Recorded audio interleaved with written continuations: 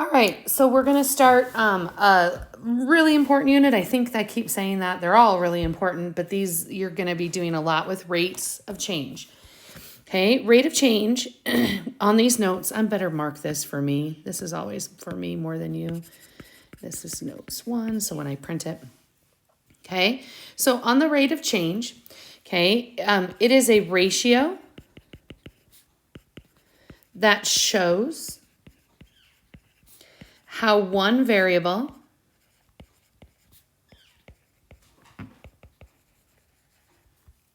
changes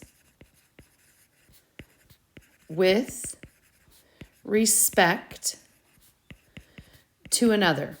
So, for example, like miles per hour. Miles are changing with respect to hours. The amount of money you make per hour, like your pay rate, okay? Those are all rates of change, okay? On a linear graph, the rate of change is called the slope. So on a linear graph, it's called the slope. So if we look here, this is going, if I look over to the side, this is going the same rise over run each time. So that's like my pay. It's the same.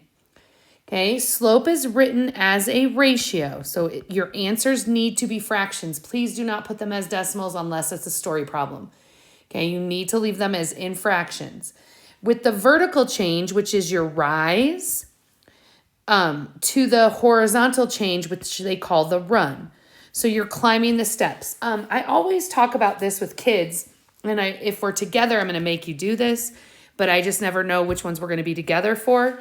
So if I sat you, made you stand in front of a chair, and I asked you to get up on that chair, you can even do it right now. If you stand up and go to the couch, go to a chair, go to your bed, if you're going to stand up on that chair, like do a box jump, you're going to raise your foot before you run it. Okay, so the vertical goes on the top, which is different. It always confuses kids because when you're doing points, you always go over and then up, like if I have a coordinate. But if I'm doing slope, I do rise over run. So another example is if you're walking upstairs and you're walking, just imagining yourself walking upstairs, and let's say you're talking to a friend and you get to the top of this, towards the top of the stairs, and you think you're at the top of the stairs, so you run your foot instead of rise it, you're going to trip on that stair because you weren't at the top. So you know how to climb things. You know how slope works. The worst one, this one happened to me at Centennial Junior High. When I was in junior high, I was talking to a friend walking down those back stairs, and I thought I got down to the bottom of the stairs, so I ran my foot because I thought I was at the bottom, and I had like 3 stairs left to go, and then I just tumbled down the stairs, and it was super embarrassing. Okay, so slope is always rise over run. Okay, and the thing about a line is that this slope remains constant. Okay, so we're dealing with something that is constant. So it's like your pay rate. You get paid by the hour that same amount. Okay, slope is written as a fraction in simplest form. I can never spell. Okay, and I like to add something here when I'm teaching this in algebra. I would rather you wrote it as improper. So like if you get 5 halves as an answer, I would rather you did this than write 2.5. I would not write, and those are the same things, but if you're counting slope, that would mean you're going up 5 over 2, up 5 over 2, up 5 over 2. Okay, so I would just leave it. The variable they use for slope is m. And a lot of kids over the years, because I've been teaching 25 years, 26 this next year. Holy cow, I'm old. So a lot of kids will ask me, why did they choose the letter M? Why didn't they choose S for slope? And the big thing is S stands for some other things in kind of upper level math and physics. And so they had to choose a different letter, and I don't know why they chose M, to be honest. No idea. But that's, when you see the word M, it's asking for slope. Okay, or if they say the problem says M equals, that means the slope equals, so it's a slope. Now, there's a couple of types of slopes, but I like to tell kids You read a slope like you read a book. Like if I was reading this paragraph or this line up here, I would start here at slope. I would go from left to right, right? That's how you read a line, from left to right. Okay, so you have a positive slope, which makes it, if it's positive, that means it's going uphill. So that means when you start on the left side of the line, it would be going uphill. Okay, so if you start on the left side of the line, anything that is going up has a positive slope. Okay, if you start on the left side of the line and it goes down, then it's a negative slope. Okay, the next one is the one nobody misses, and then the one after that is the one everybody misses. So this slope, if it's a flat line like this, and I like to put a guy on the line. If I start walking on this line, I'm just going to walk forever. I'm not going to go up. I'm not going to go down. It's a flat line. So this thing has zero slope because it's not going up. It's not going down. You can just walk forever on it. Okay, but the tricky part comes in on the next one. This is the one everybody misses, and I've tried to explain this a million different ways. If I put a guy on the top of this line and I take a step off, like I did in the one before, I would just start falling, right? There's nothing there to catch me. Nothing at all was stopping me from falling. So they call this slope a no slope. Some textbooks, and I know in this one, call it undefined. But that means the same thing as no slope. There's nothing there to catch you. You have no slope. Okay. All right, so to find the slope, remember M stands for rise over run. And I'm going to show you on these first couple that you can actually, I'm going to just use different colors so you can see it doesn't matter. So you're going to start from 1 point and you're going to count the rise. So in this case, I'm going up 1, 2, 3, 4, 5, 6, 7.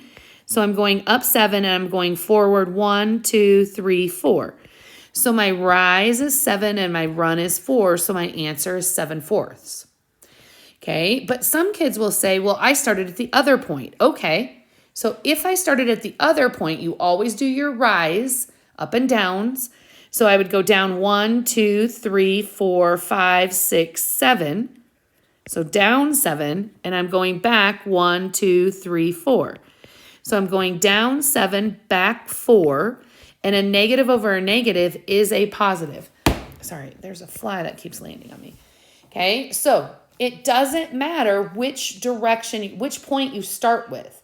You just make sure you count up or down and you count left and right. So if I start with this point, I'm going up 1, 2, 3, right? And I'm going back 1, 2, 3, 4, 5, 6, 7, 8, 9. I'm going back 9. So if I reduce that, that answer is 1/3. Okay, back 9. Now I need to talk to you about this really quickly. So when you're doing your homework and we're doing notes, I always put my negative sign on the top of the fraction. I do this because I teach a lot of upper level classes. And as you go on, there's reasons in your future that you want the negative sign on the top, but we're not in your future. So if you got 1 over a -3, totally fine. You just need to have a negative sign somewhere, but I can't stop myself from writing my negative sign on the top. Okay, so now if I started at the other point, I'm going down 1, 2, 3, and then I'm going forward 1, 2, 3, 4, 5, 6, 7, 8, 9. So this one gives me a -3 over 9, which does reduce to 1/3. So it doesn't really matter if you count up and back or down and forward. It doesn't matter. You're going to get the same slope. It's a downhill. If I walked on this line, I started on the left, I'm walking downhill, right? So it's a negative slope. On this one, if I start at the left and I go to the right, I'm walking uphill. Okay, now the last thing I want to show you on this is, because in the coming days and lessons, you're going to have to find your own points. So I use the points that were given to me, but this is also a point right there, isn't it? So aren't I going up 1, back 3? So I'm going up 1, back 3. So isn't that a slope of a -1/3? Okay, but what if the 2 points you used, let's just make this all kinds of messy, were this green one and this one. So you're going up 2, back 1, 2, 3, 4, 5, 6. Up 2, back 6. Up 2, back 6. Doesn't that also reduce to negative 1/3? So does it matter where you're at on this line? Does it matter what 2 points you choose? Nope, not at all. You're going to get a negative 1/3 when you're done with it. Okay, the next one is pretty simple. It's a flat line, so my M is 0. And the next one is vertical, so my M is no slope. I'm okay if you write undefined. And there are some teachers, and I'm not picky, so there are some teachers that also allow kids to write a 0 with a line through it. That means undefined. So I would accept any of those answers. I'm not picky about that. But as you move along in math, you need to kind of know what your teachers want you to do. So some teachers won't accept the 0 with a line through it, but I will. Okay? All right, so let's just take a look at the next one. So I start here. I'm going up 1, 2, 3, 4, 5. I'm going up 5 and forward 3. This is a positive slope. It's going uphill. The next one is a negative slope. It is, if I start on this left side of the line, I'm going down. So I know my answer is going to end up negative. So if I go to this point, I'm going up 1, 2, 3. And then I'm going back 1. So my answer is a negative 3. Okay, if you count the other direction, you're going down 3, forward 1. Down 3, forward 1. Your answer is still a negative 3. Okay, what I would like you to do right now, and I know there's a few, so there's a lot of practice here, but this is one of those skills that's important. I would like you to take a minute, and I would like you to work all the rest of this page. I would like you to find me the slope, and then you can double check your answers and make sure you've got it, and then we'll move forward from there. So pause, please, and do this.